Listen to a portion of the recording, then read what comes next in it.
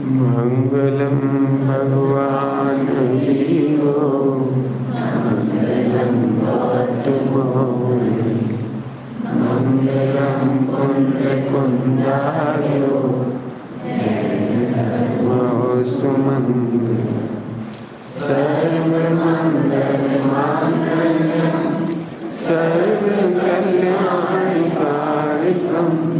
प्रधानं सर्वधर्माणां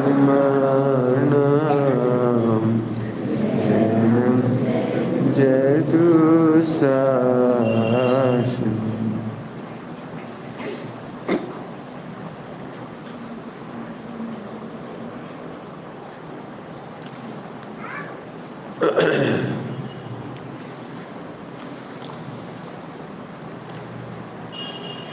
आज की चर्चा में अब इमोशन प्रवेश करेगा। जब माँ को लगने लगता है ना कि बच्चा नहीं मान रहा है, वो जाने ही वाला है तो माँ इमोशनल होके दुखी होने लगती है, पिताजी दुखी होने लगती है, घर में जितने मेंबर होते हैं सब दुखी होने, अब तो मोड़ा गाओ तो वो वाला प्रकरण है। माँ तो चुपचाप हुई गुमसुम थोड़ी सी, तो पिताजी बोले, माँ तुम्हारी मोह की मारी आंसू बहा मर जाए।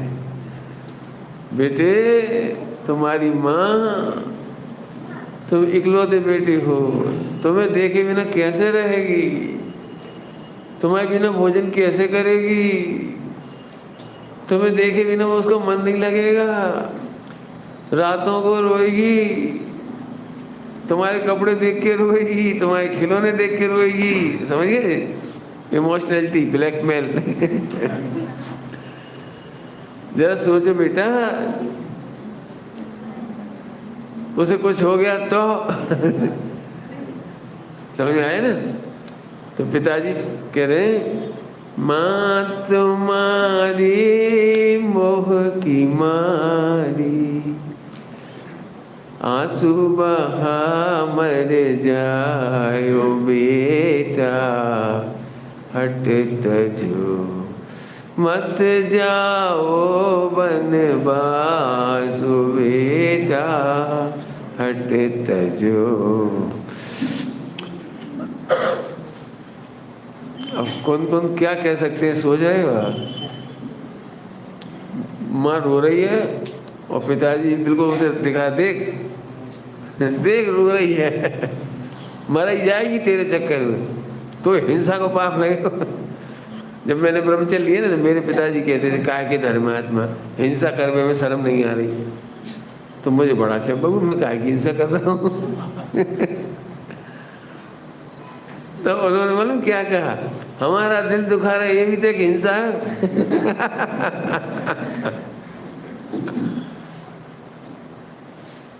ये भी तो एक हिंसा है। तो फिर मैंने बहुत सोचा, हिंसा है कि नहीं बात तो सही है, दिल दुखाना तो हिंसा है। बहुत लंबा लंबा सोचे, फिर तो चलता 3-4 दिन तक विचार कि भाई तीर्थंकर दीक्षा लेंगे तो कैसे लेंगे, हिंसा तो होगी फिर तो दो तरफ के बीच में ध्यान रखना। तो हमें देख के मर गए, इससे हमें हिंसा नहीं लगती। तो हमें देख के कुड़कुड़ा रहे इससे हमें हिंसा नहीं लगती। हमारी भाव हिंसा तो तब कहलाएगी जब तुम्हें किसी को दुखी करने का भाव होगा। हमारा भाव दुखी करने का नहीं है, आत्मकल्याण करने का है। आदिनाथ पुराण पढ़ा, आदिनाथ पुराण। आदिनाथ भगवान दीक्षा लेने गए ना, जब जा रहे थे तो सड़कों पर रनवास की महिलाएं, मरु देवी और वो नंदा सुनंदा, ये सब खराब पढ़ना लिखा है, मैं खराब ही मानता हूँ उसको, लेकिन ऐसा लिखा है बिल्कुल, विलाप करती हुई चली जा रही थी सड़कों पर, बेहोश हो जा रही थी, सड़कों पर गिर जा रही थी।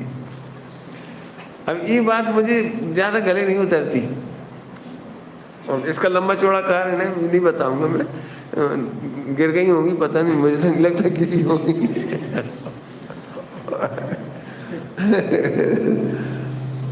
हर लेखक का अपना अपना है, समझ आया? हर लेखक की अपनी अपनी सोच होती है। तब अब इनका उत्तर सुनो, बहुत जोरदार उत्तर है।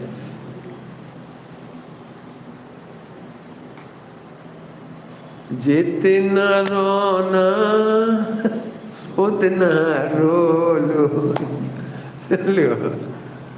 वही से तो ब्लैकमेल कर रहे थे, देख बेटा माँ रो रही है, मत जाओ मत जाओ।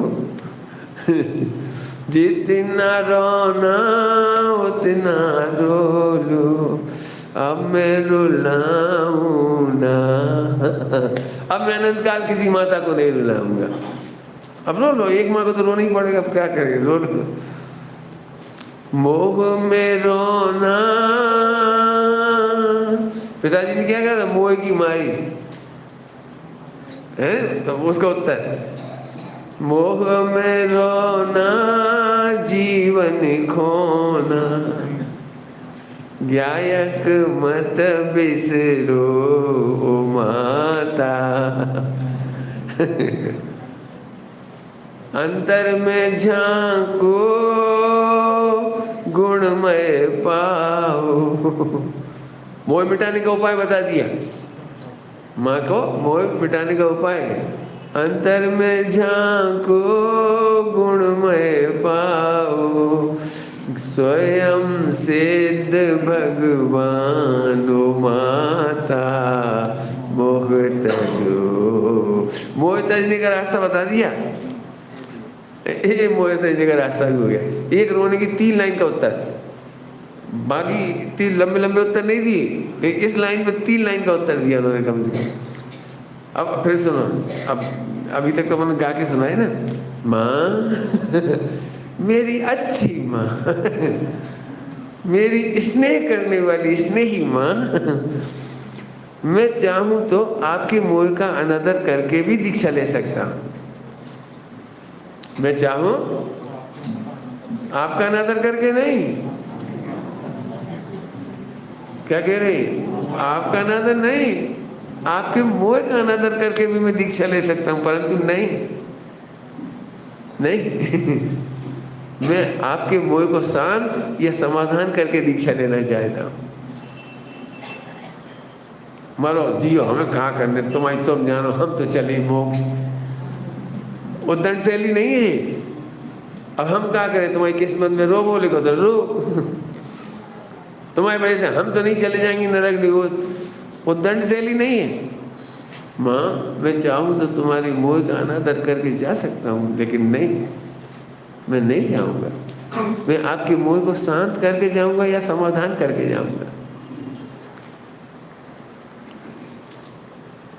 माँ जितने दुख संकट प्रतिकूलताएं आपने गिनाई हैं, उन्हीं के शाश्वत समाधान के लिए मैं भगवान बनने जा रहा हूँ।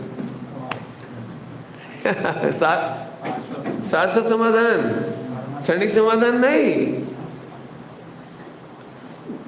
पेन किलर नहीं। माँ कितनी प्रतिकूलता है, कितने प्रश्न सुना दिए तुमने हमें इतने सारे, ये प्रतिकूलता, ये प्रतिकूलता, ये डिफिकल्टी, जंगल में जाओगे तो बेटा ऐसा होगा वैसा होगा, आहार नहीं मिलेगा, फला होगा, झगड़े होते हैं संघों में, पता नहीं आपने कितनी बातें सुनाई। मैं काय के लिए जा रहा हूँ, उन्हीं के साथ समाधान के लिए भगवान बनने जा रहा हूँ। आपको इस भव के संकट के समाधान दिख रहे हैं, क्या कह रहे, आपको इस भव के संकट का समाधान दिख रहा है और मुझे शाश्वत समाधान दिख रहा है। कुछ समझ आया क्या कहा, क्या कहा? तुम्हें अब भी तुम्हें भूख लगी से 2 रोटी खा लो, ये अब भाई को समाधान दिख रहा हो।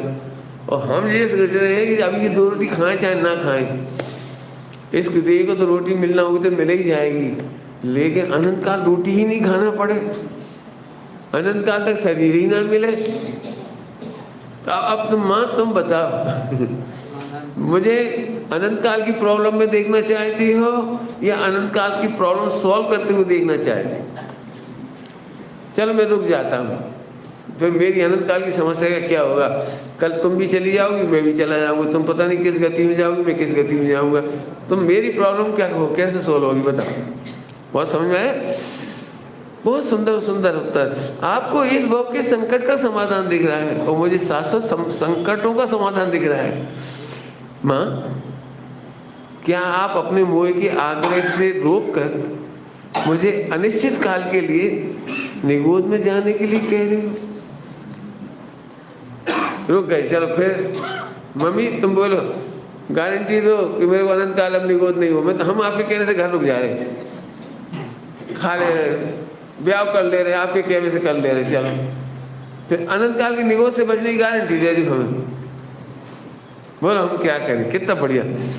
हे माँ, मैं आपका आग्रह नहीं, मोह का आग्रह, आपके मोह के आग्रह से रोककर मुझे अनिश्चित निगोद संसार में जाती हुई देख सकोगी? क्या अनंत सिद्धों के मध्य में अनंत काल के लिए सुख भोगूंगा, ये आपको इष्ट नहीं है? क्या बोला? दो पोजीशन आई, अनंत काल का निगोद और अनंत काल का सिद्धालय। बोलो माँ, मैं निगोद चला जाऊं या सिद्धालय? मुझे ज्ञात है माँ, आपने ही तो मेरे में मोक्ष मार्ग के बीज बोए बचपन से। जब मुझे होश भी नहीं था तब लोरियां कौन ने सुनाई थी? लोरियां किसने सुनाई थी? आपने तो सुनाई थी। अब बता माँ क्या कहे, बता। बोलो भाई माँ क्या बोलेगी? बच्चा कह रहा है, हे माँ एक अनंत काल का निगोद है, बोलो एक तो मेरा अनंत काल का मोक्ष है, बताओ मैं कहाँ जाऊँ? अब बोलो माँ क्या कहेगी? अब तुम बता दो क्या कहेगी? कौन माँ कहेगी मेरा सुकुमार 11 वर्ष का बच्चा, तू तो बेटा मशीन में पेशेगी, नरक में खूब पीटिए, वो आग में जलिए और अनंत काल निगोद में चले जाना। क्यों? माँ कह देगी? कितना सॉलिड उत्तर दिया कि माँ का मोह समन को प्राप्त हो गया। ठीक है, लेकिन पिताजी तो पिताजी है, माँ का मोह तो थोड़ा शांत हो गया इतनी बात सुनने के बाद। पिताजी तो पिताजी है। पिताजी ने क्या कहते हो तुम, ताश खेलते तो नैले पे देला। तो उन्होंने एक नई बात करी, बेटे तुम बच्चे हो, बड़ों की बात मानना चाहिए। हमने ऐसे ये धूप में नहीं सफेद करी। बड़ों के अनुभव का लाभ लेना चाहिए। तुम क्या जानते हो, समझते क्या हो? ऐसा पिताजी बोले, बहुत सुंदर उत्तर है, इसलिए मैं उत्तर दे रहा हूँ, उनका बहुत जोड़ा। पिताजी बोले, बेटे बड़ों की बात को मानना चाहिए। हमने ऐसी धूप में बाल सफेद नहीं की है। अभी दीक्षा मत लो, थोड़े बड़े हो जाओ फिर चले जाना आराम से। हमारे मरने के बाद तुम कछु करो। कितने लोग कहते बेटा हम जिंदा है तब तक मत जाओ। क्यों? अब उत्तर सुनो, बहुत प्यारा उत्तर है, सुनोगे सभी लोग ध्यान से उत्तर। प्रश्न क्या था? बड़ों की बात मानना चाहिए। ठीक है, उत्तर सुनो ध्यान से। पूछेंगे बच्चों से, सुन रहे बच्चे लोग? हाँ, ध्यान से सुनना, ऐसे बैठे पड़े जी। बेटा बोला आचार्य कुनकुन, अब आचार्य कुनकुन नहीं कहना चाहिए, वो बेटा ही है, कुनकुन है। मैं बड़ों की ही बात तो मान रहा हूँ, दीक्षा लेने जा रहा हूँ तो कौन की बात मान रहे हो? क्या गजब, कितने ब्रिलियंट होंगे 11 साल में। वो कह रहे बड़ों की बात मानना चाहिए। उत्तर कहाँ से शुरू हुआ? मैं बड़ों की ही बात तो मान रहा हूँ जो आपसे भी बड़े हैं, गर्दनों से भी बड़े हैं। ऐसे त्रिभुवन जयी काम विजयी महावीर भगवान, जिन्होंने कुमार अवस्था में ही मुनि दीक्षा ले ली थी, मैं उनकी बात मान रहा हूँ, बड़ों की तो मान रहा हूँ। मुझे आपके अनुभवों का आदर है। क्या बोला? मुझे आपके अनुभवों का आदर है, तभी तो आनंद के मार्ग में जाना चाहता हूँ। क्या बोल रहे? आनंद के मार्ग में इसलिए जाना चाहता हूँ क्योंकि मुझे आपके अनुभवों का आदर है।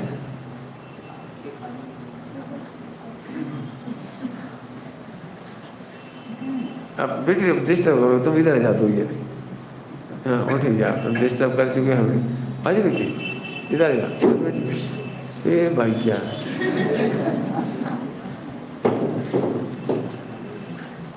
इधर बैठो ना, मैं दिखाऊंगी तो ऐसे ऐसे। अब बड़ी देखी ना है, शाबाश। ओम चलो। हाँ, घर में रहकर हमारे एक भी रिश्तेदार नातेदार प्रसन्न नहीं है, आपके अनुभवों का आधार। समझ में आया क्या कह रहे हो पिताजी? पॉइंट पकड़ में आया कि नहीं है? पिताजी आपके अनुभवों का ही तो आदर कर रहा हूँ। तो क्या आदर कर रहे हो कि आज तक मैंने न तुम्हें सुखी देखा, न माता को सुखी देखा, न एक भी रिश्तेदार नातेदार को प्रसन्न देखा। आपके अनुभवों की तो आदर कर रहे। जब देखो जब तुम कहते हे भगवान क्या करें, मर गए क्या करें, तो हम रोज देखा तुम किलकिला। तुम्हारे अनुभव का आदर। पॉइंट पकड़ में आ गए। एक काम करो, पता नहीं मुझे नहीं देना चाहिए वैसे काम, एक होमवर्क है, होमवर्क आप लिख के बताओ कि आपके पहचान में जितने रिश्तेदार हैं उनमें कौन कौन प्रसन्न है।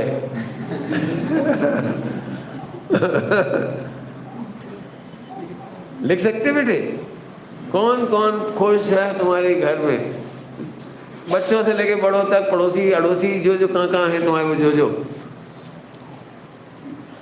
मेरे पिताजी ने कहा था अच्छी खासी नौकरी है, अच्छे से शादी करो, आराम से रहो।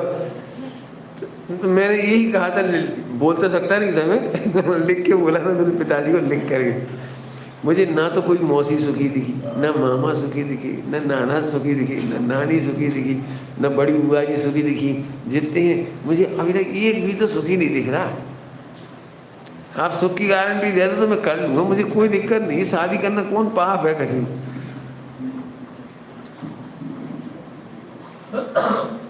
मैं जो प्रवचन करने गए ना खतौली, तो खतौली में मेरी सहेली तो वही थी इसी तरह की, उस समय भी 27-28 की उम्र में। तो वहाँ बच्चे जुड़ गए थे नए नए बहुत सारे। तो उन्होंने कहा आप शादी कर लोगे? हाँ। तो आप शादी कर लोगे? हाँ मैं कर लूँगा, लेकिन पहले मैं सुख की गारंटी दूँ। हम बेवकूफ नहीं कि फंस जा बेटा, चढ़ जा बेटा सूली पे, भला करे भगवान।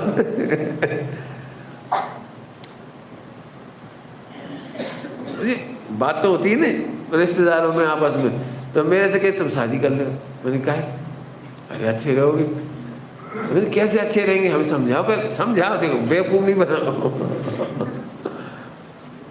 मैं बताओ ये प्रॉब्लम आएगी फिर क्या होगा, मैंने प्रत्यक्ष बता, मैंने ये प्रॉब्लम आई तो क्या करेंगे फिर बोले देखो बेटा, खल्लड़ में सिर देने के बाद मूसल की शिकायत नहीं करनी। तो हम भी खल्लड़ में सर देंगे बिल्कुल कहावत है, खल्लड़ में सर देंगे मूसलों से क्या डरना। भाई हम तो डरत भाई, हमें सिर नहीं खुड़ाने। प्रूव करो। मैंने उन बच्चों से ही कहा प्रूव कर दो। तो उस समय मैंने चिट्ठी लिखी थी, चिट्ठी उसमें एक लाइन लिखी थी जो मुझे अब मेरे को याद है कि मैंने लिखी है। तो मैंने ब्रह्मचर्य की प्रतिज्ञा नहीं ली है, मैंने आनंद की प्रतिज्ञा ली। यही तुम सिद्ध कर दोगे कि शादी करने में आनंद है तो मैं कर लूँगा, मुझे क्या दिक्कत है। हमने कोई शादी या कोई क्रियाकांड का छोड़ने का त्याग किया है, हमने तो आनंद की प्रतिज्ञा की है। और वो मेरी आनंद की प्रतिज्ञा आज तक नहीं हो रही है मजे से। मैंने पूजा की प्रतिज्ञा नहीं ली, मैंने पूजा में आनंद करने की प्रतिज्ञा ली है। मैंने स्वाध्याय करने की प्रतिज्ञा नहीं ली। समझ गए क्या स्वाध्याय? 4 घंटा रोज पढ़ेंगे। मैंने प्रत्यक्ष देखा, मैं सोनगढ़ गया, एक ब्रह्मचारी भाई मिले, तो दिन भर हमारे साथ व्यस्त रहे। अब रात को हम तो सोने को हो गए, फिर सोई नहीं रहे, लाइट जला के पढ़ रहे। हमें क्या तुम पढ़ क्यों रहे? अरे वो मेरी 4 घंटे का नियम है ना, तो 4 घंटे स्वाध्याय करना बाकी रह गई, आज तो दिन भर में कर ही नहीं पाया, तो मैं अभी रात को 9 बजे से लेकर के 1 बजे तक पढ़ूंगा। तो हम सो गए। मुझे चलो पढ़ोगे, पढ़ो अच्छी बात है, अपन क्या करें। लेकिन पढ़कर रहे थे तो टाइम की घड़ी देख रहे थे 1 बजे तक।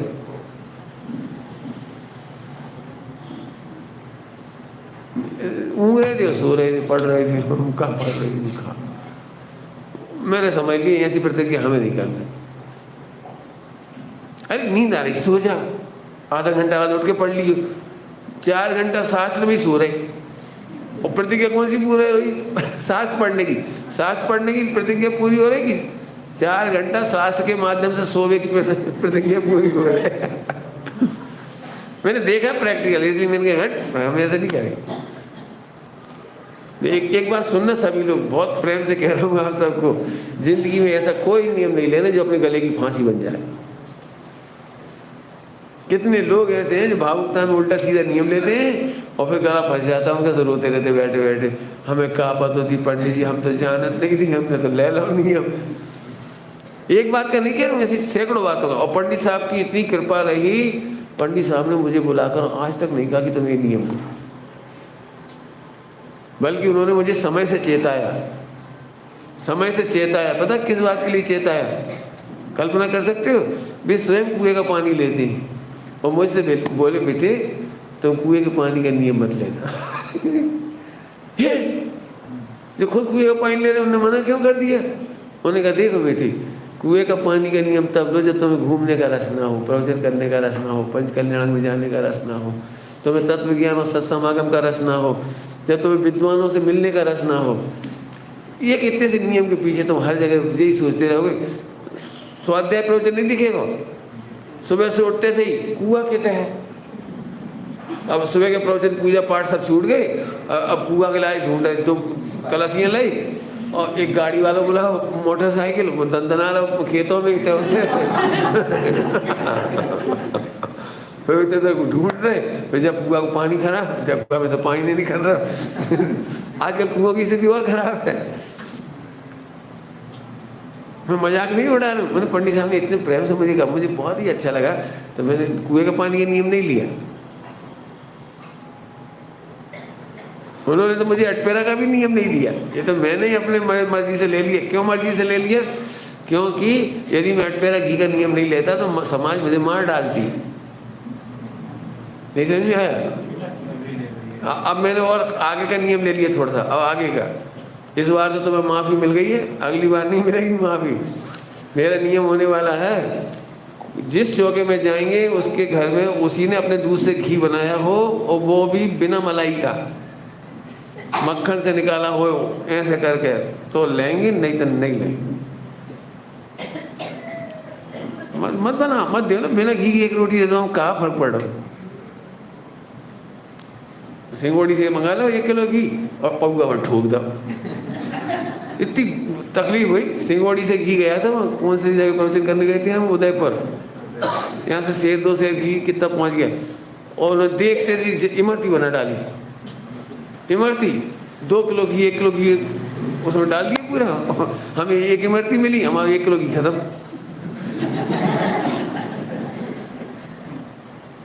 पूरे घी को सत्यानाश कर दो उन्होंने, 1 किलो 2 किलो का। उन्हें ऐसे बेदर्दी है, प्रैक्टिकल अनुभव है। उदयपुर में एक भैया ने कहा हम आपका भोजन कराएंगे, तो नहीं माने। अब हमें निकल भैया ने दे दिया घी का डब्बा, उन्होंने पूरा घी कूड़ के मैसूर पाक बना दा, हमें इतना सा मिला। और बड़े खुशी से कह रहे आज हमने आपकी प्रसादी ग्रहण की। मर गए हमें। तुमने हमारा प्रसाद खा ला पूरा का। इसलिए मैं ये नियम बदलता चला गया। नियम इसलिए बदलता है, नहीं मैंने जबलपुर में स्ट्रिक्ट कर दिया, कोई दूसरे घर से घी नहीं लाओगे आप। और घी इतनी डब्बी में रख दो, जितना हमें चाहिए ले लेंगे, सकरा मत करो, काम आएगा। एक बार में इतना सारा घी लिया, खत्म, पूरा पूरा खराब कर दिया एक रोटी के चक्कर में। तो नियम मैं तो इसलिए बोल रहा था, मेरे नियम इसलिए आए वो। मैं नहीं चाहता था कि आप आधा 1 किलो घी का इस्तेमाल करो और फिर बाद में बदनामी होती, भैया ब्रह्मचारी त्यागी को चौका 2000 रुपया को पड़ा। क्योंकि उस दिन जितने लोगों का भोजन होता है ना, मतलब समाज के और 2, 5, 10 लोगों का भी और परिवार का भी, तो खाता हमारा खुलता उस दिन। भैया 5 लीटर दूध मंगाओ हमने, तो मंगाओ तो हमने पी लो।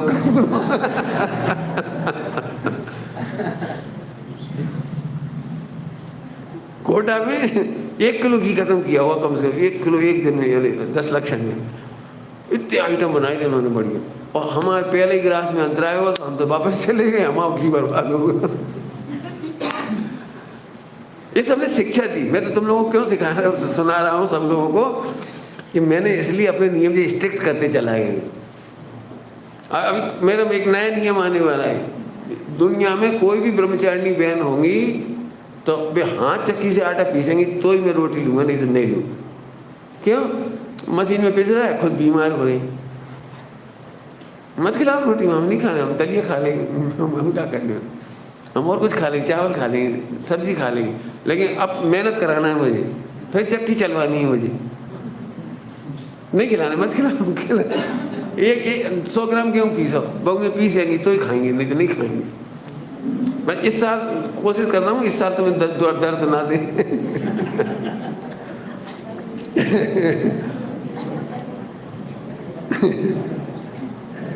पंडित जी भूखे मर जाओ, हम भूखे नहीं मरेंगे, तुम मरोगे। हम लोग यही तो सोचते हैं भोजन नहीं मिलेगा, अरे नहीं मिलने दो, हमें चाहिए ही नहीं।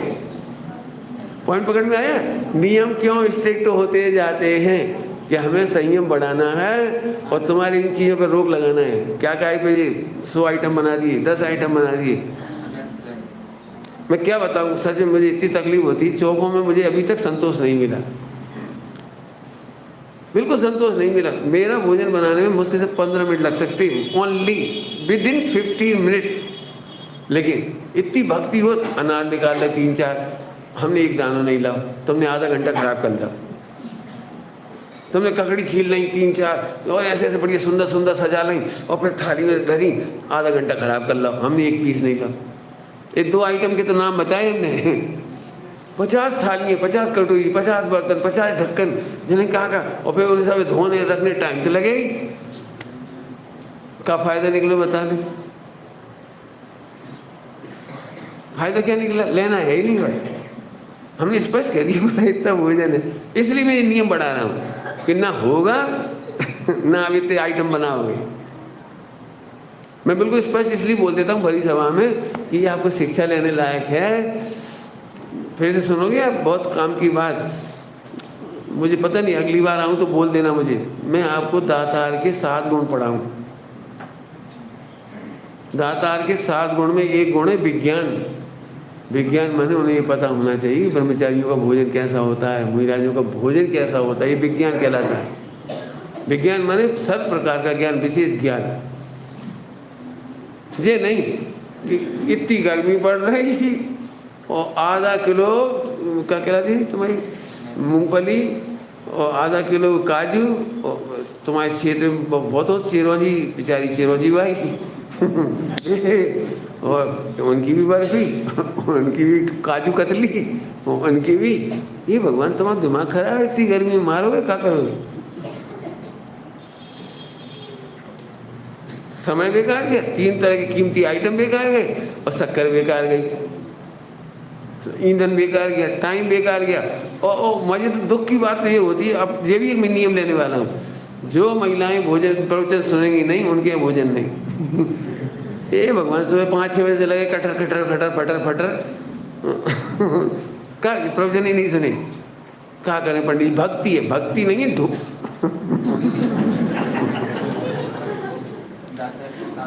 हाँ, अविवेक है, अज्ञान है, आपको पता नहीं। इसका नाम भक्ति नहीं है, इसका नाम है मिथ्यात्व के साथ साथ दर्शनावर्णी और मोहिनी का तीव्र बंध।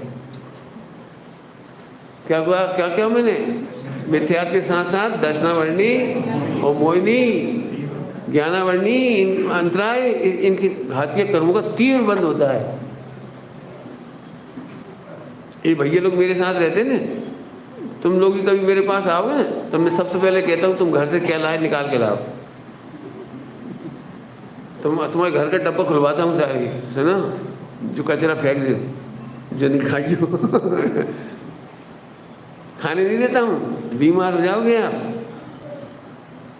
सब में सिगरेट जी जाने वाले इतनी गलती करते, एक तो रात भर की जगह हो जाती कई बार, तो नींद तो भरी रहती पहुँचते से ही, लेकिन मुझे सोचते दर्शन कर लो, पूजन कर लो, भोजन कर लो, और भोजन करके 12 बजे सो गए। तो मैं मना करता हूँ, यदि आपको नींद आ रही है तो आप पहले सो जाओ, आधा 1 घंटा 2 घंटा, और उठने के बाद भोजन करो। भोजन के पहले कभी नहीं भोजन के बाद कभी नहीं सोना चाहिए ज़िंदगी में, कभी नहीं सोना चाहिए। आप ये मैं क्या पढ़ा रहे हो? विज्ञान। क्या पढ़ा रहा हूँ? ये विज्ञान होना चाहिए आप। ये सब मेरी जैनोपैथी में है। जैनोपैथी में इतना खजाना है इन अनुभवों का, ये उसी में आएंगे सारे हमारे ये वर्णन, सारे विस्तार से। आहार नाम की एक पुस्तक में कम से 200, 300, 400 पेज की पुस्तक बनेगी, आहार अकेले का शीर्षक से। ये इतने अनुभव मिलेंगे आपको, उसमें पता ही नहीं है बिल्कुल। समझ गए बेटे? सब लोग ध्यान रखना, ये मैं सब अनुभव शेयर कर देता हूँ बीच बीच में। हाँ चलो पिताजी, कौन की बात मान रहा हूँ? बड़ों की तो मान रहा हूँ, आपका ही तो आदर कर रहा हूँ, आपके अनुभवों का आदर। क्या अनुभवों का आदर बोलो? हाँ एक पॉइंट अच्छा याद हो गया आपको। और अनुभव का आदर क्या है कि आप सुखी नहीं, कोई सुखी नहीं। एक बार मेरी मम्मी ने पिताजी से कहा, तुम बच्चों के सामने लड़ते क्या है, वो जैसे तुम्हें विरक्त हो गए। जब रोज रोज क्लेश देखते तो उन्हें लगता है शादी करके को आपस में जाए। पिताजी जैसे बोल दिया मम्मी ने। चलो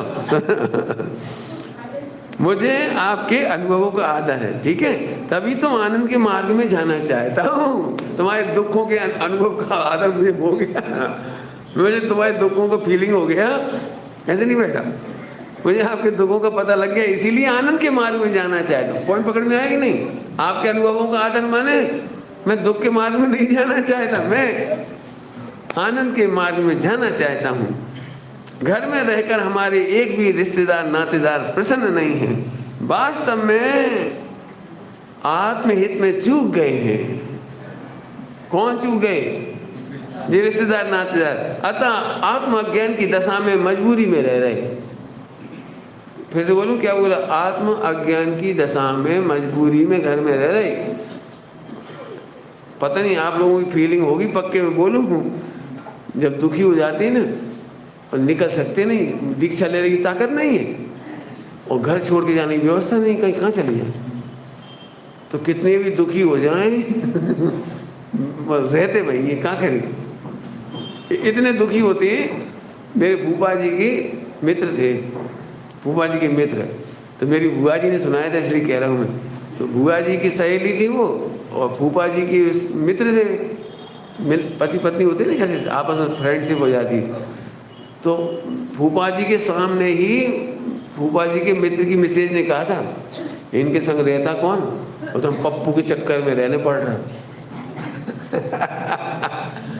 यदि ये बच्चा नहीं होता तो इन्हें छोड़ के हम कब के चले जाते। मैंने बिल्कुल मुंह पे, दोस्तों के मुंह पे कह दिया उसने, बोलो। और ऐसे वैसे आदमी की नहीं कथा सुना रहा हूँ, करोड़पति है, घर में बिजनेस है बहुत टॉप का, सब कुछ है, घर का मकान है, लेकिन बस नहीं, सुख संपत्ति में से थोड़ी आता है, समझदारी में से आता है, सुख व्यक्तित्व में से आता है। व्यक्तित्व ही नहीं हो पति का तो काय में से आनंद आएगा? पैसा को कब बिछाएं कि ओढ़े, क्या करें? ऐसी एक घटना नहीं, सैकड़ों घटनाएं जीवन में देखी है कि माँ बेचारे बच्चों के खातिर मजबूरी में जिंदा रहती है। पति गुजर जाए तो कितनी महिलाएं ऐसा लगता है कि आत्मघात कर लें, इतने ताने सुनने पड़ते हैं आसपास मोहल्ले के, पड़ोसियों के, रिश्तेदारों के, सास के। खनिया दाना में तो एक बहू को ऐसे ऐसे ताने देते, हमारे लड़का को खा गई, मैं पति मर गया ना इसको, तो सास हमेशा यही कहती हर रिश्तेदार से, बेटे को खा गई, डायन है, और एक बेचारी, मैंने रोज रोज सुन सुन के तंग आ गई, वैसे लगे मैं मर जाऊँ। मेरे से पूछे, नहीं बेटे मरना नहीं, अपने पहले आत्मा का ज्ञान किया नहीं, विराधना करिए, उसका फल है। ये चेता रहा है कि तुम्हें अनंत काल ऐसे कमेंट्स नहीं सुनना हो, तो शांति से इनका सामना करो और स्त्रीलिंग का छेद करो, ताकि अनंत काल में अब पति ना बनाना पड़े, और अपना मोक्ष मार्ग का वो करो। उसके सपोर्टर हम हैं तुम्हारे पास, तुम्हें एक पैसे की भी दिक्कत नहीं होने देंगे। बस इनका जवाब मत देना, प्रतिकूलताओं का जवाब मत देना। जब तुम्हें बुरा लगे तो यही सोचना कि हमने विराधना की, उसका फल है। स्त्री बने रहोगे तो अगले जन्म में फिर पति मिल जाएगा, वो फिर वही की वही घटनाएं घटेगी। ये विचार करने लायक बात। समझ में आई बात? समझ में आई? चलो आगे से पढ़ाते हम क्या कह रहे। देखो, मैं इस तरह अपना जीवन व्यतीत नहीं करूंगा, मुझे तो आत्मज्ञान हो गया, मैं तो मजबूरी में रह रहे। सही बता ना, मजबूरी में जीना भी कोई जीना है। क्या कह रहे हो मुझे? क्यों तुम्हारा 1% मन ना लगे? मैं इतने सर्विस करने वालों को जानता हूँ जो MBA है, बड़े बड़े बहुत बड़ी बड़ी जॉब में है। बॉस ऐसे प्राण खाता है यहाँ से गुस्सा आती बार बार, महीने में 10 बार इस्तीफा दे दे बिल्कुल। लेकिन वो घर में श्रीमती है, 2-3 बच्चों की फीस है, 1-1 लाख 2-2 लाख की स्कूलों की, और फला पैक वो पहले कर्जा लेके शादी करी थी, सुबह को चुकाने 20,000 रुपये महीना, और कर्जा कोई वो ले आए थे कार, और कर्जा कोई ले आए थे बहुत कच्चू सामान सही बता रहा हूँ मैं आपको। ऐसे दुखी हो गए फिर बेचारे, फिर यस करना पड़ता उसकी। इससे बड़ा नरक का जीवन क्या हो सकता है?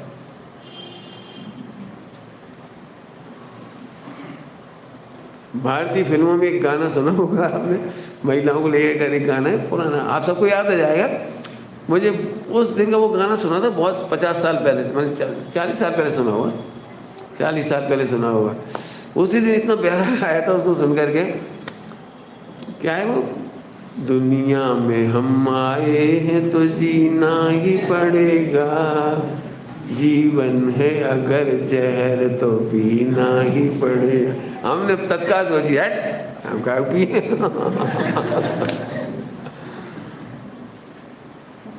बात महिलाओं की अकेली नहीं है, पुरुष बेचारे क्या करे तो करे क्या? नहीं निकल सकते, आप भाग नहीं सकते निकल करके। शादी के बाद आत्मकल्याण कितना कठिन हो जाता है, ध्यान रखना। स्वाधीनता का अनुभव करना ही सरल है, बस स्वाधीनता का अनुभव माने आत्मा का अनुभव करना सरल है, इतना ही कर सकते हो आप, करो तो। शादी के बाद बिल्कुल ऐसी स्थिति होती है कि शादी के बाद किसी पक्षी के दोनों पर कट जाएं और उससे कहो उड़ो, दोनों पंख कट जाएं और फिर कहो उड़ो, इतना कठिन काम हो जाता है मोक्ष मार्ग। मैंने इसके बहुत दृष्टांत दिए समय शिखर जी में। शादी के पहले लड़के को कितना आराम से सीधा सपाट मोक्ष में आ गए, बस चले जाओ सीधे सटाक। और शादी के बाद आप सीधे नहीं जा सकते, आपको मंदिर भी आना हो तो 2 मिनट खड़े रहो, 10 मिनट खड़े रहो, 5 मिनट खड़े रहो, कहा श्रीमती जी थोड़ा श्रृंगार कर रही, सीधे नहीं जा सकते आप। लो नहाए धोए फट से चले गए, फट्टे से नहीं जा सका, फट्टा पे जाने फिर उन्हें कही हम तो तैयार हो, जो पप्पू रो रहा था दूध और पिया रहे तना पी अब 20-30 पप्पू आ गए। इतने में कची हुआ, इतने में रिश्तेदार आ बैठे, और ये भैया हम प्रवचन में जा रहे थे। मेरी बुआ जी का एक नियम था बहुत अच्छा इंदौर में, यदि कोई 7:30-8 बजे आया तो सामान धरो, हाथ पैर धो, मंदिर चलो, प्रवचन सुन के आएंगे फिर बात करेंगे कोई रिश्तेदार आ जाए, कोई आ जाए, कोई चाहे तुम 24 घंटे की जर्नी करके आए हो, हाथ पैर धो, पानी पिया तो सब पी लो, और इसकी सिवा कछु नहीं, पहले मंदिर चलो। हम मंदिर जाने के लिए तैयार बैठे थे, हम मंदिर जाएंगे, तुम भी चलो, सुनो, और फिर आके बातें करेंगे जो करना है सब। मैंने बिल्कुल प्रत्यक्ष देखा उनका ही। लेकिन कितना कठिन होता है, हर कोई नहीं कर सकता है ऐसा। हमारी बुआ जी बहुत अच्छी थी, मुझे उनकी बहुत घटनाएं याद आती है। हमारी दूसरी बुआ जी की शादी की, उनसे सेट हो गई थी 5 बजे सब भोजन कर लेंगे बाराती, लेकिन नहीं करी। भोपाल की बारात धींगा मस्ती वाली, नहीं करी उन्होंने, मस्ती में नहीं करी। तो हमारी बुआ जी ने बनी हुई पूरी रसोई रखवा दी, बंद करा गया। अब भी कहले 8-9 बजे भोजन करा, बुआ जी के अब नहीं मिला हाँ अब नहीं मिलेगा, जब हमने पहले कहा था। अब कोई कल्पना कर सकते, लड़की वाले हो गए, लड़का वालों से कह रहे कि हम रात्रि भोजन का हमने मना किया था, हम नहीं देंगे।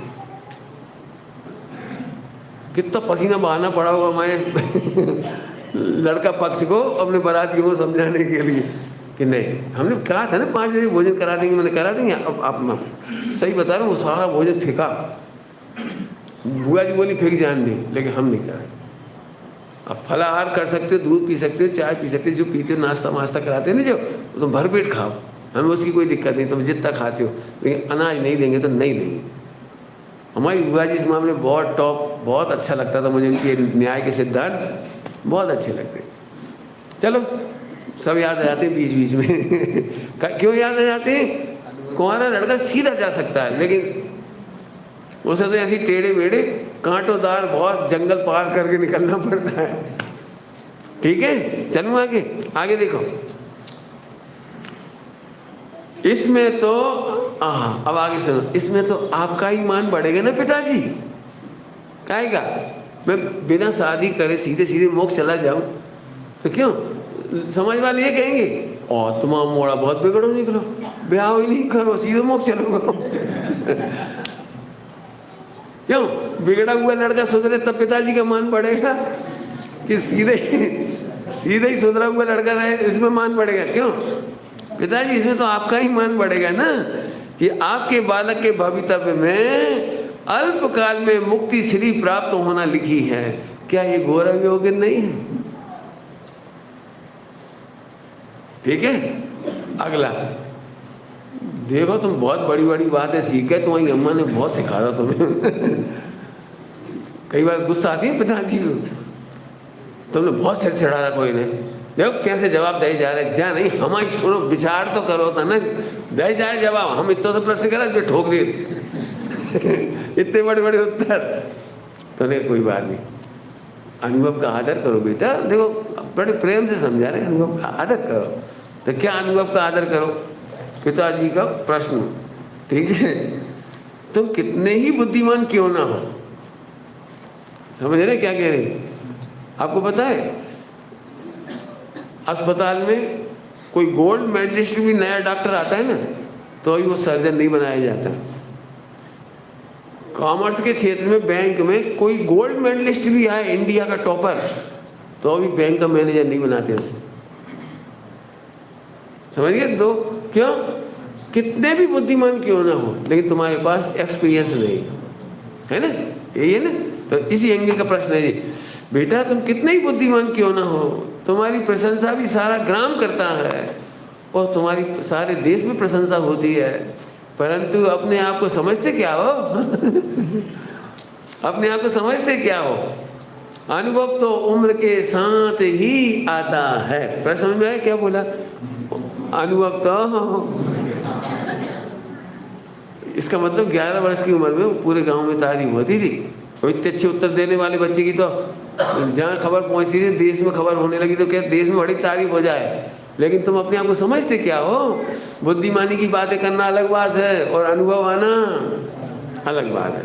अब अनुभव का उत्तर बड़ा जोरदार। अतः हमारे अनुभवों का मान रखकर हम जो कहते हैं उसका पालन करो। समझे बेटा? देखो समझ गए भाषा? समझे बेटा? अनुभव का मान करो। अब मत बोलिए ज़्यादा। लेकिन बच्चा तो बच्चे ही है, बच्चा नहीं है, बच्चा नहीं है, आत्मा है। वो सुनो होता है, लो अनुभव का आदर करो। सुनो बेटा कहता है सच ही कहा है आपने। लो सच ही कहा है आपने। क्या? लोक में जीवन जीने के अनुभव मेरे पास नहीं है। कौन से अनुभव नहीं है? लोक में जीवन जीने के अनुभव मेरे पास नहीं है। प्रशंसा तो पुण्य की चेहरी है। लो जो गांव वाले प्रशंसा कर रहे हैं इससे हम खुश नहीं है, वो तो पुण्य की चेहरी है। यदि पुण्य का उदय नहीं होगा तो ये प्रशंसा नहीं करेंगे। ठीक है? आहा, बुद्धि सुनना, एक एक प्रश्न उत्तर। बुद्धि, तर्क, अनुमान आदि क्षोभसम प्रमाण ही होते।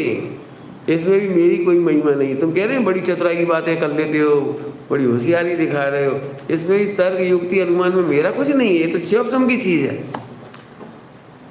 देखो सम्यक दृष्टि का चिंतन कैसा होता है। प्रशंसा सुनकर के भी खुश नहीं होते, क्यों? वो तो क्षोभसम की चीज है। आगे पता क्या लिखा है? बुद्धि, तर्क, अनुमान आदि क्षोभसम प्रमाण ही होते हैं। और कितने कमजोर होते हैं, कितने कमजोर होते हैं। आगे सुनो, जो बात पित्त कफ के अंश बदलते ही फिर जाती है। समझ नहीं आया? वो सभा को बड़े बड़े इंटेलिजेंट लोग और बात पित्त कफ का अंश बदल जाए ना, सिर में पित्त ज्यादा हो जाए तो अड्ल बड्ल बोलने लगता है। देखा कभी आपने? बहुत इंटेलिजेंट लोग और बड़बड़ाने लगते हैं, कुछ का कुछ सोचने लगते हैं, कुछ का कुछ कहने लगते हैं। ये काय का असर है? बात पित्त कफ का अंश बदल जाए तो पागल हो जाते हैं। देखा कभी आपको? कोई पता है किसी का बहुत इंटेलिजेंट आदमी और ऐसा हो गया हो? हमने देखा है, सड़कों पे भटकते फिरते हैं। सूरत में, सूरत नहीं, मोरबी में बाढ़ आई थी एक बार, बहुत भयंकर। 2000 से भी पहले की बात है, सन 2000 से भी पहले की बात। भयंकर बाढ़ आई थी, ये समझो एक 1.5 2 माला डूब गए थे सिटी के, इतनी भयंकर बाढ़ आई थी। उसमें वहाँ का एक टॉप जवेरी उसका सब बह गया, पूरी दुकान का सामान, गोल्ड, सोना चांदी, ज्वेलरी, हीरे माणी सब बह गया उसका पूरा परिवार बह गया, उसका सब घर बार सब चला गया। और वो व्यक्ति जब होश में आया वो बच गया केवल, जब उसे पता लगा तो उस पर क्या गुजरी होगी। इसके बाद वो जयपुर में सड़कों पर पागलों की तरह भटक रहा है। सुंदर गोरा आदमी, बलवान आदमी, और दिमाग से फेल हो गया बेचारा।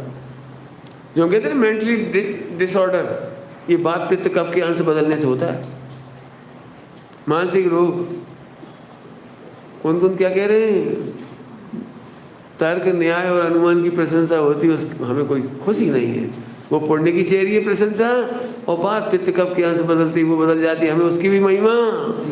देखो सम्यक दृष्टि के उत्तर होते हैं ऐसे जोरदार। आगे, पिताश्री, मैंने तो उस मार्ग का अनुसरण किया है जिसमें अप्रभावी ध्रुव सदा विद्यमान रहता है। मैं सम्यक दर्शन हो गया ये नहीं कह रहे, सम्यक ज्ञान हो गया ये नहीं कह रहे, सम्यक चाहिए हो गया ये नहीं कह रहे, जिसमें ध्रुव सदा विद्यमान रहता है। कैसा ध्रुव? प्रशंसा समझ में आई होगी? नहीं समझ में आई। जिसकी प्रशंसा होती मैं उस पर खुश नहीं हूँ। जिसकी प्रशंसा होती है वो तो उदय की जन्य चीज है, उस पर तो कर्मोदय का प्रभाव पड़ता है, उस पर देह का फर्क पड़ता है, आयु का, वर्ण का, समय का, कुल का, खान पान का असर पड़ता है, लेकिन ध्रुव स्वभाव पर इन सब का असर नहीं पड़ता। मैं तो उस पर खुश हूं। समझ में आया? आगे, इस मार्ग में देह की आयु प्रमाण बढ़ते लौकिक अनुभव की आवश्यकता नहीं पड़ती। बहुत गजब बात।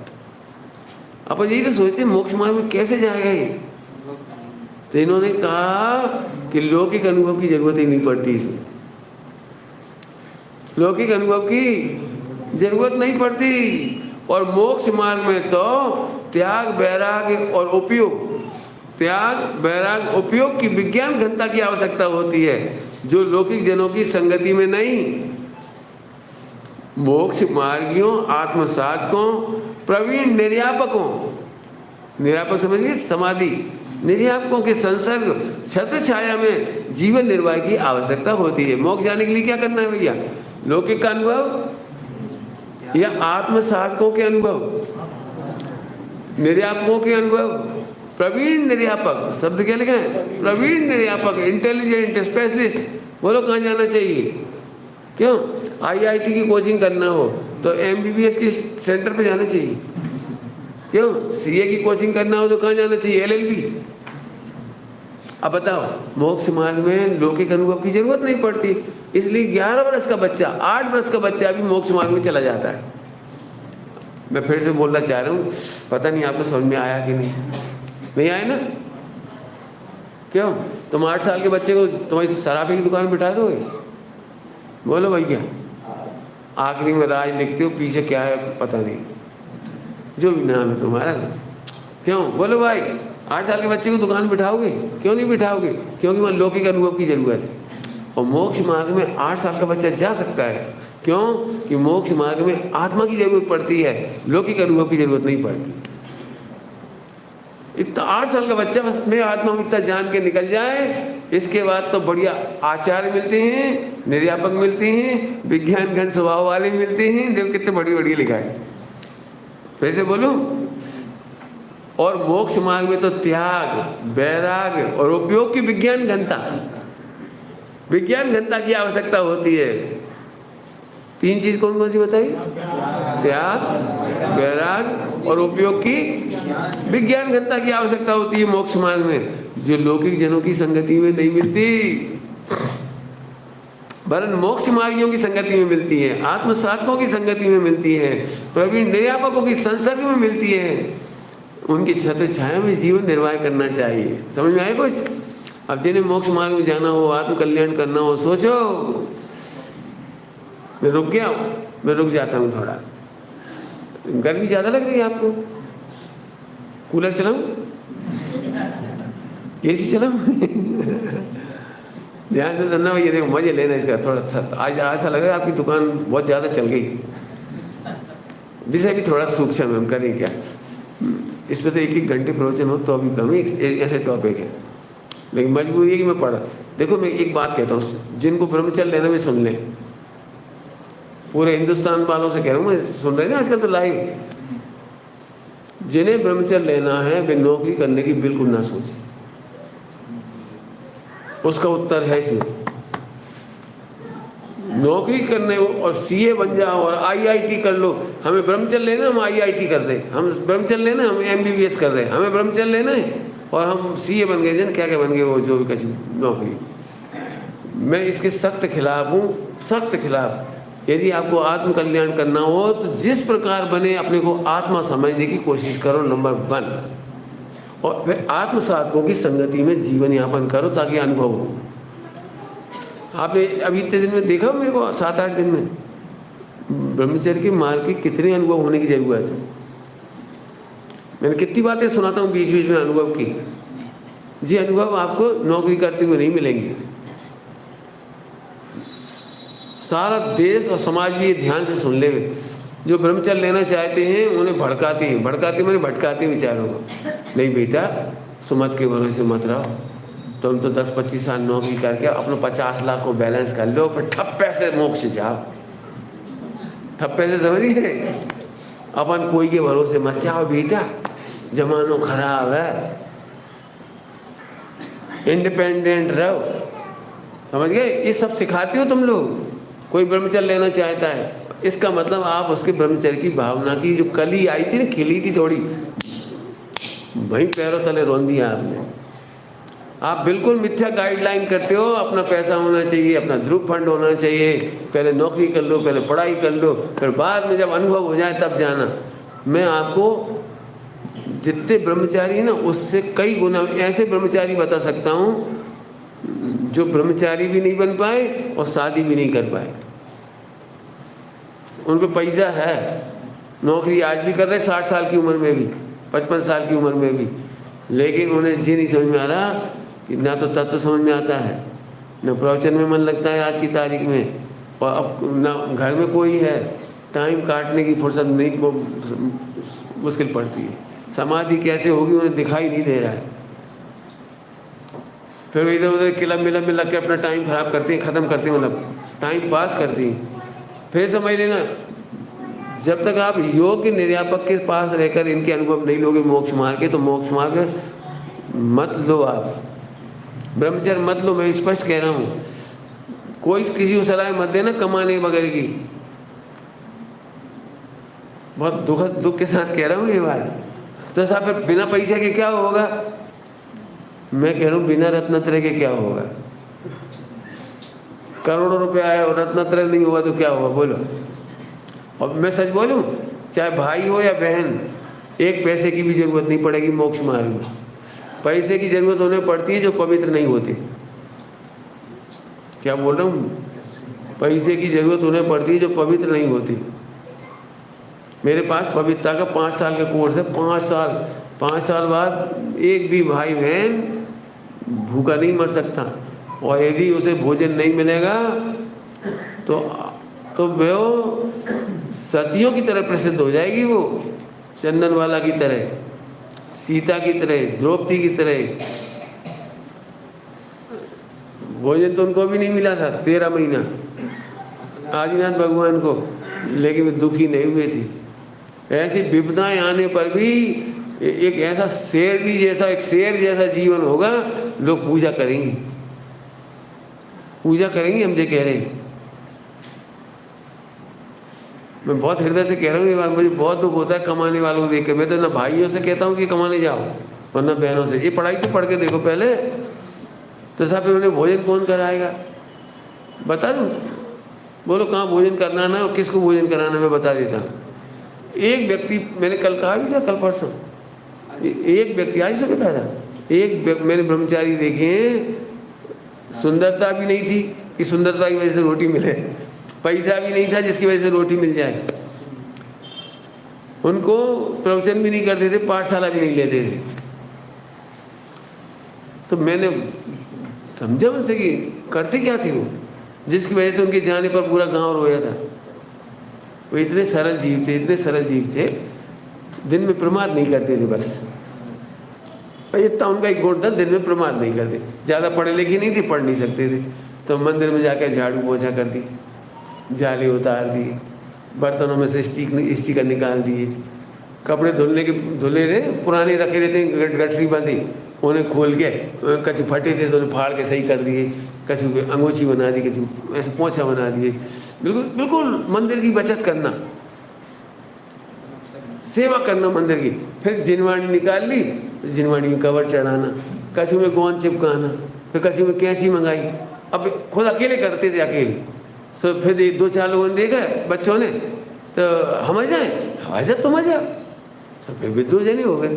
फिर उनका एक दोस्त आ गया, ये ऐसे 5-7 दिन के अंदर 30-40-50 लोग आने लगे मंदिर में, और 1 महीने के अंदर अंदर पूरी जिनवाणी, एक भी जिनवाणी फटी नहीं बची, बिना कवर की नहीं बची, नाम लिखा गए सब पे,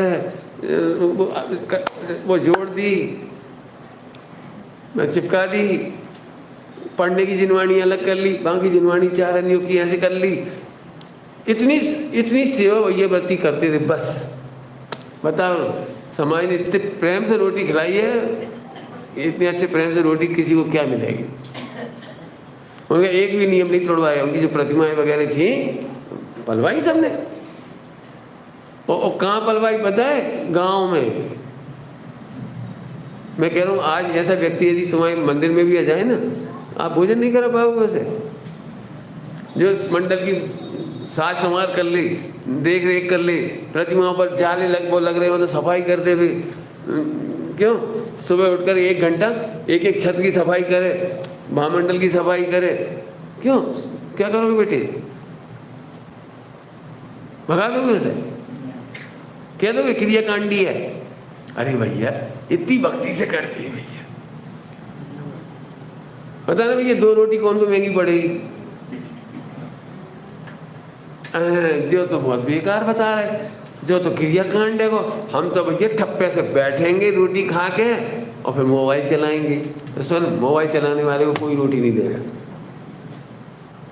थोड़े दिन मिल भी जाएगी पुण्य की वजह से, बाद में रोते फिरोगे। समझिए मैं क्या कह रहा हूँ? मोबाइल चलाने मतलब सील की नोवाट तोड़ोगे, तुम्हारा पुण्य छीन होगा, दुनिया में कोई तुम्हें नहीं पूछेगा, और पुण्य होगा, पवित्रता होगी। हम क्या कह देवे, पंचम काल में भी देवों ने आहार कराए हैं। क्या कहा? पंचम काल में भी देवों ने आहार कराए। किसको पता है कुछ? चंद्रगुप्त मुनि दशा में अपने गुरु की समाधि कराते थे, और जंगल में एक घर नहीं था और उनको आहार कराया उन्होंने। बोलो, बिल्कुल नहीं। मेरा तो पक्का विश्वास है, उस दिन से मेरा पक्का विश्वास है। मैंने कभी नहीं सोचा कि मैं प्रवचन करूंगा तो ही मुझे समाज पूछेगी। बहुत समझ गए भैया? फिर सुन लेना, कोई भी ब्रह्मचर्य लेने की भावना रखे विश्व में, गंदे रास्ते से मत जाओ। हम शरीर नहीं है और पैसा से जीवन नहीं चलता। मैं क्या कहा था मैंने? पैसा नहीं होगा तो क्या होगा? मैं कह रहा हूँ रत्नत्रय नहीं होगा तो क्या होगा? अनादिकाल से आत्मा नहीं मिली और आत्मा आज भी नहीं मिली तो क्या होगा? रोटी खा खा के समय पूरा हो सकता है, टाइम पास हो सकता है, लेकिन टाइम काटने के लिए हमें मनुष्य जन्म नहीं मिला। हमने ब्रह्मचर्य टाइम पास करने के लिए नहीं लिया है, हमें कर्म काटनी है। इसलिए मैंने इस प्रश्न का उत्तर आपको पढ़ के सुनाया। नींद तो नहीं आ रही? चलो थोड़ा सा और पढ़ दूं कि छोड़ दूं? बोलो। नहीं तो संसद में कहते हैं पढ़ा हुआ समझा जाए। मैं पढ़ देता हूँ, चलो बहुत जोर है। आहा माँ सुनो कितना सुंदर है। जिनके संसार की जरूरत महसूस होती है, लिखा था ना, मोक्ष मार्गी, आत्म साधक, प्रवीण, निर्यापक, ठीक है, संसर्ग छत्र छाया में जीवन निर्वाह की आवश्यकता होती है। जरा ध्यान से सुनना। और महाभाग्य से वे मुझे अल्पायु में ही मिल गया। तुम्हारा दुर्भाग्य है कि अभी तक नहीं मिला, मुझे तो महाभाग्य से वो अल्पायु में ही मिल गया। अतः मुझे योग्य अनुभव हेतु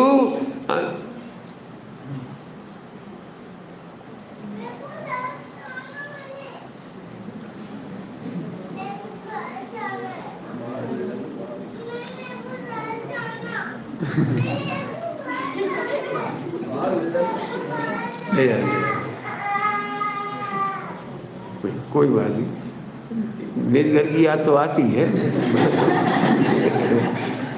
जब आचार्य कुंभ तो अपने घर जा भी कह रहे तो बोले के ये तो सही टाइम पे याद आ गया, सही अपने भी घर ही जाने। ठीक है, चलो देखो क्या कहा था सर, जिनकी जरूरत पड़ती है ना मोक्ष मार्ग, अल्पायु में मिल गए महाभाग से, मैं नहीं छोड़ूंगा।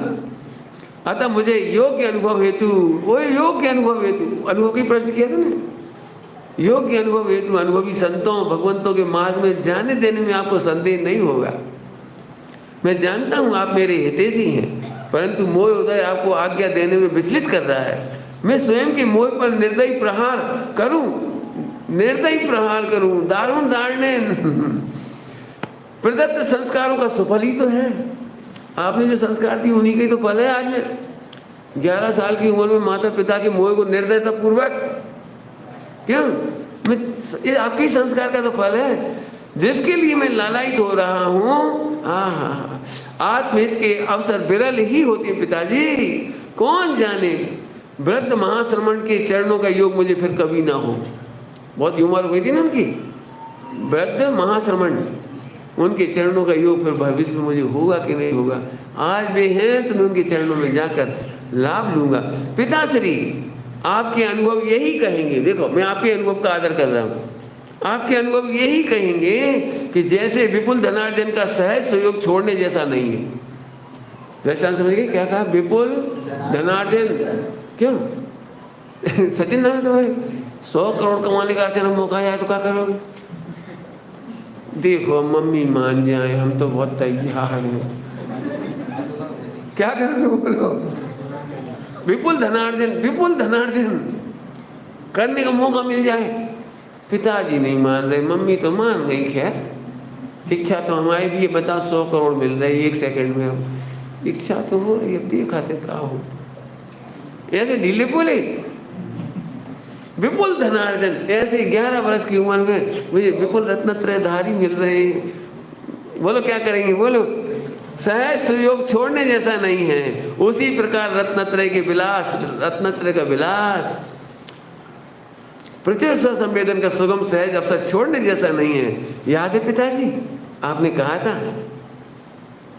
पिताजी ने एक बार कहा था हमसे, अपन सिखा देते हैं बच्चों को कभी कभी, तो पिताजी याद है आपको, आपने कहा था भोग के लिए, जब भोग करना हो ना, भोग करना हो तो ये विचार करो कि हम अमर हैं, बहुत समय कभी भी खा लेंगे, लेकिन भगवान बनने के लिए तो आज का अंतिम दिन है, ये अवसर फिर नहीं मिलेगा। जब भगवान बनने का नंबर आए तो आज का दिन, आत्मकल्याण करने के लिए आज का दिन अभी कर लेना चाहिए। ऐसे विचार कर उद्यम करना चाहिए। आप नहीं सिखाया, आप बोलो पिताजी हम क्या करें। आपके अनुभव को आदर कर रहे हो फिर भी तुम नाराज हो रहे। नाराज तो मैं कह रहा हूँ, उन्हें नहीं कहो। ठीक है, घड़ी में टाइम हो गया, विषय भी पूरा हो गया। आप कहो तो 1-2 मिनट और ले लो, 5 मिनट। अब जिन्हें जाने हो जा सके नोवार नमकान पढ़ के निज घर। ठीक है, देखो बहुत अच्छा रिस्पॉन्स मिल रहा है नेचुरोपैथी के लिए। कोई पूछना हो तो पूछ सकते हो। अभी मैं पूरी विधि बता देता हूँ और पूरा देश भी सुन रहा था इसलिए यही बता देता हूँ। मैंने सोचा था अलग से मीटिंग बुलाऊंगा 10-15 मिनट। क्या करना होगा, जैसे आप एक पूछो कि हमें नेचुरोपैथी करनी है तो क्या करना होगा, पहला प्रश्न। ठीक है, यही प्रश्न आएगा सबसे पहले। मेरे पास मेरे ख्याल से लगभग 40 से ऊपर महिलाओं के नाम आ गए और पुरुषों में तो खैर होता ही है 1/3 होता ही है। महावीर भगवान के समोह शरण में मुझे पता नहीं, लेकिन मैं बता रहा हूँ 1 लाख श्रावक और 3 लाख श्राविका। वो होता ही है, मतलब नियम ही। आप पूरा उठा के दे लें 24 तीर्थंकरों पढ़ना एक बार, 1 लाख साधु तो 3 लाख आदिकाएँ, मैंने 1-3 का रेशियो है वहाँ पर। तो यहाँ भी होगा मेरे ख्याल से, तो करीब 15 तो मुझे मिल ही जाएंगे, मुझे ऐसा लग रहा है पुरुषों में भी। तो बढ़िया है, कोई दिक्कत नहीं है।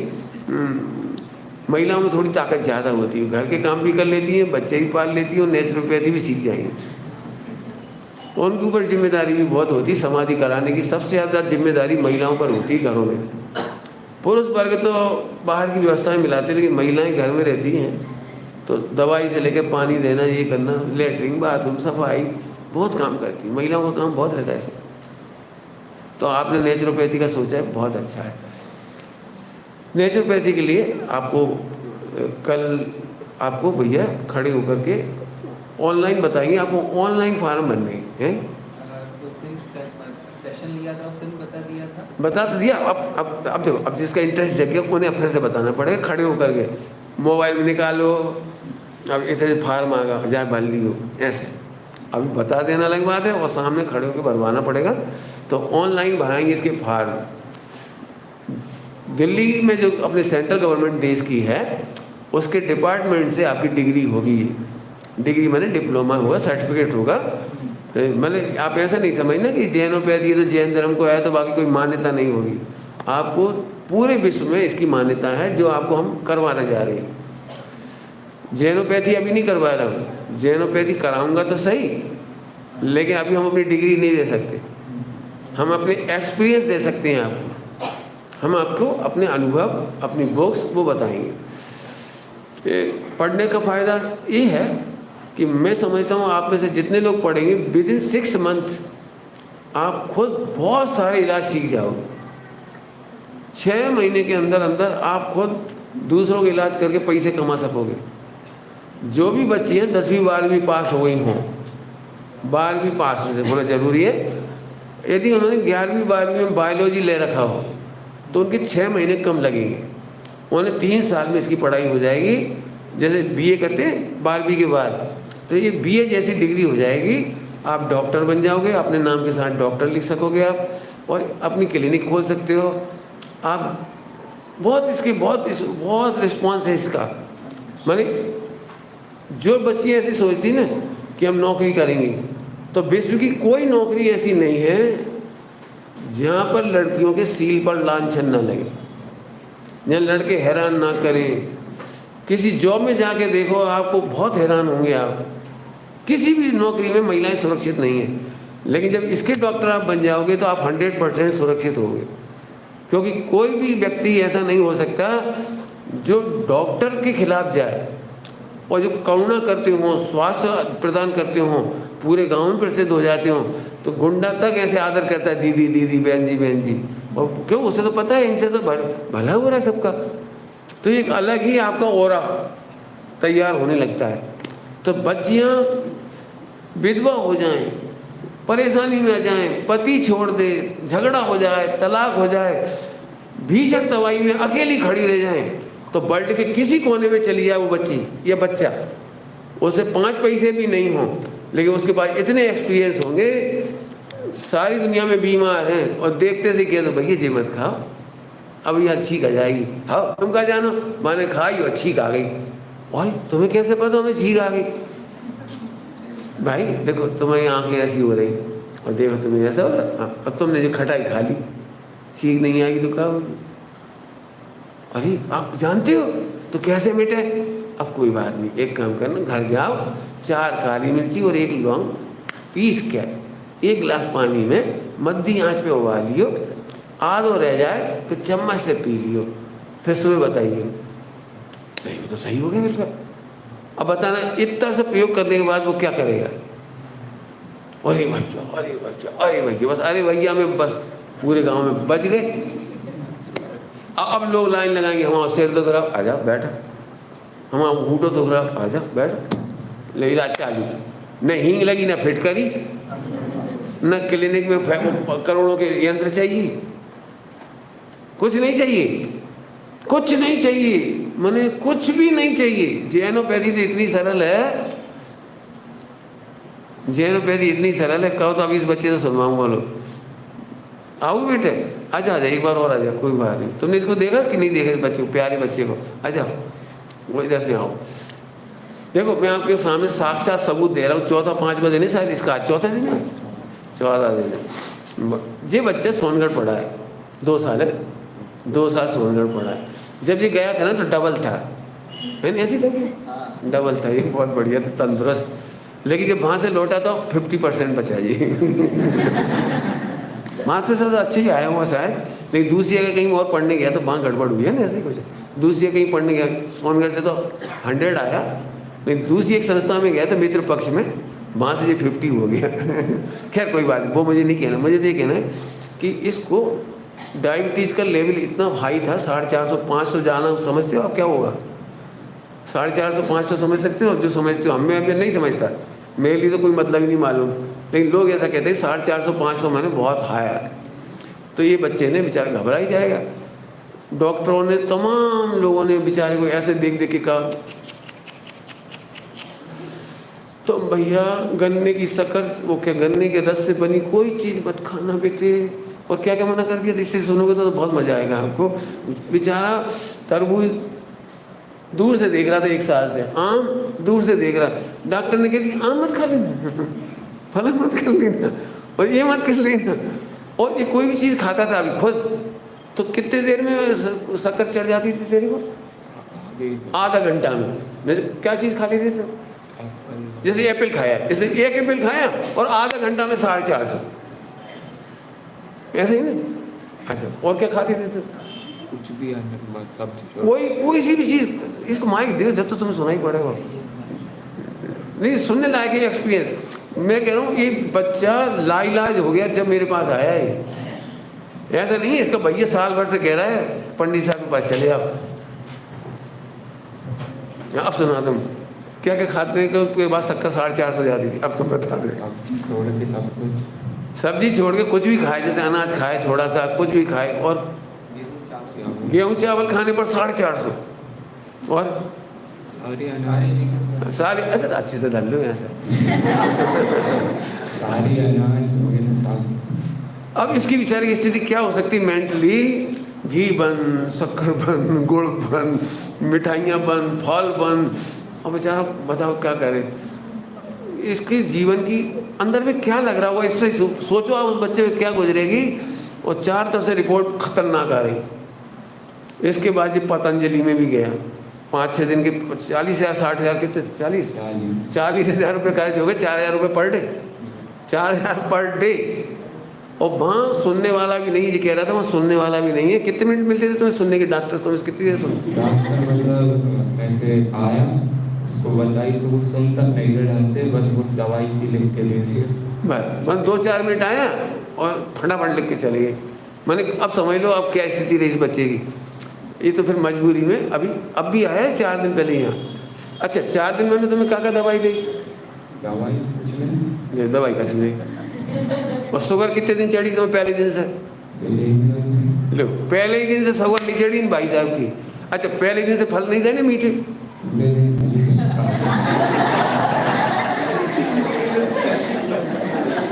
पहले ही दिन से अंगूर खिलाए, पहले दिन से आम, आधा किलो 1 किलो तरबूज। जो मालूम आते से कितना मासूमियत से बोला, हम रास्ते में आ रहे थे, सब जगह फल बिक रहे थे, सब खा रहे थे, तो हम जब सोच रहे थे पंडित साहब के पास जाएं तो लोटत में इतने लायक तो हो जाएं कि फल खा लें। और मैंने आते से ही इसे फल खिलाए। और इसने मम्मी को फोन करा कि पंडित जी फल खिलाए। पंडित जी कछु खुआए, फल मत खाइयो। अच्छा, लगाओ बच्चे पास हो रहे। अच्छा, क्यों वहाँ पट्टियाँ लगाते थे पतंजलि में? पट्टी मट्टी लगाते, तेल लगाते थे, पट्टी लगाते थे, सेंक करते थे, पता नहीं क्या क्या, बहुत सारे ठटकर हम करते थे। हमने तुम्हें कोई पट्टी लगाई? गले की, कान की, नाक की, पैर की, कहीं है? जब तुमने खिलाया क्या संजा के? वही तो गलती हो गई, कोई बात नहीं। तो अब ये बोला मैंने बहुत दिनों से चावल नहीं खाए। चावल जबकि इनको अलाउ नहीं है, डायबिटिक वाले को चावल अलाउ नहीं है। आप सच कह रहे हो, यदि आप कहो तो मैं से कल 250 ग्राम हलवा खिला सकता हूँ, घी में शक्कर में बढ़िया बना करके। तो मजाक लगेगी नहीं सबको? बोलो लगेगी नहीं लगेगी? अभी देखो ये बच्चा सामने खड़ा है, बिल्कुल आपके सामने खड़ा है। मैंने इसकी शक्ल ही पहली बार देखी है। इसका बड़ा भैया मेरे से जुड़ा है, ये तो पहली बार आया मेरे पास, उसके कहने से आया। और माँ बाप ने भी आखिरी में भेजा इसको, जब सब जगह से हार गए। और मैंने अभी तक इसको कोई दवाई नहीं दी, ना हल्दी दी, ना जीरा दिया, ना मैं कुंजल तक नहीं कराया, कुंजल भी नहीं कराया, कुछ नहीं कराया। और पहले ही दिन आया और पहले ही आधा घंटे में 1 घंटे मैंने इसे फल खिलाए केवल, जो जिसकी आशा लेके आया था उसे पहले ही चल। अब तुम अच्छा वहाँ जब तुम इलाज करवा रहे थे तो कितने घंटे में भूख लगती थी तुम्हें? हर 2 घंटे में बहुत भूख लगती थी इसको। यहाँ तुम्हें कितनी भूख लगती है? लो अब भूख नहीं लग रही। वहाँ खा खा के भी भूख लग रही थी, हम कछु नहीं दे रहे तो अभी कमजोरी कुछ। अब देखो, अब इसकी अब कुछ नहीं किया अभी हमने। देखो आपके सामने जैनोपैथी का रिजल्ट दिखा रहा हूँ मैं आपको। मैं नेचुरोपैथी भी नहीं की इसकी, मैंने केवल जैनोपैथी। 2 घंटे प्रवचन की डोज है 2 घंटे प्रवचन की डोज है। बाकी मैंने इसको डायग्नोसिस करने में समय लगाया है। जो किसी ने आपसे इसी से पूछो कि जो बातें मैंने तुम्हें बताई पहले ही दिन आते से ही, किसी ने बताई कि तुम्हें इतने 2-4 साल में? किसी ने भी नहीं बताई। जो चीज़ मैंने डायग्नोस की इसको कि बेटे तुम्हारी बीमारी डायबिटीज़ की है ही नहीं। इस बच्चे को डायबिटीज़ है ही नहीं जिसका इलाज कर रहे थे वो लोग। इसकी जो मेडिकल रिपोर्ट आई फर्जी है एकदम, नंबर 1 की। बोलना क्या पैंक्रियाज का क्या लिखा था? पैंक्रियाज बबल गैस के कारण पैंक्रियाज नहीं दिख रहा है। वो कह रहा पैंक्रियाज ही नहीं इस बच्चे का, और इतना बड़ा ऐसे ही होगा जो। आप समझ रहे हैं क्या फर्जी वाड़ा हो रहा है? मैं इसलिए आपको बता रहा हूँ कि आपको कितना कॉन्फिडेंस आ जाएगा कि मेरी क्या सोच रही मैं आपको बताता हूँ। अब तुम बैठना चाहो बैठ जाओ, बहुत बढ़िया।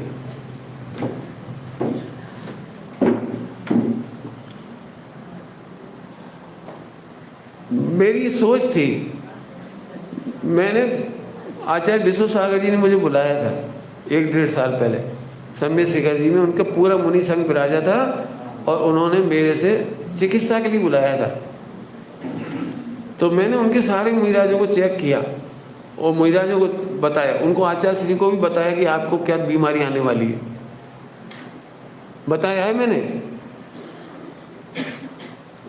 केयर करना नहीं करना उनकी मर्जी है, लेकिन मैंने बता दिया आपका भविष्य बहुत अच्छा नहीं है। अब तो ये बात कहना नहीं चाहिए मुझे बड़ी सभा में, लेकिन मैंने कहा है ना उनसे। गांठें बढ़ रही हैं पूरी जगह जगह जगह जगह गांठें बढ़ रही हैं। जब ऊपर से गांठ बढ़ती है तो 7th लेयर है ये, स्किन 7th लेयर है। अंदर किडनी में कैसी गांठ हो रही होगी आपको पता पड़ेगा? आपकी हार्ट में कैसी गांठ पड़ रही होगी, ब्लड कैसा हो रहा हो, सप्त धातु कैसी हो रही होंगी हार्ट वगैरह में, लीवर में, किडनी में, आपको कैसे पता लगेगा? ऊपर इतनी बुरी स्थिति है। तब फिर मैंने उनसे कहा मैं एक का इलाज नहीं कर सकता, मैं आपको समूह में समझा सकता हूँ। तो वो 1-1.5 घंटे की वीडियो थी, 1 घंटे की उस दिन, और वो सबसे ज़्यादा देखी गई, बहुत वायरल हुई वो सबसे ज़्यादा देखी गई। उसके बाद तो भैया हमारे बहुत ही आफत आ गई। उसके बाद मेरे ऊपर बहुत आफत आ गई, जहाँ से देखो वहीं से फ़ोन, मुनिराजों के फ़ोन, फला के फ़ोन, इनके फ़ोन, उनके फ़ोन। अब इनके ऊपर ओवरलोड हो गए चीज़ संभालती फिलहाल। मैं तो फ़ोन सुनता नहीं कभी।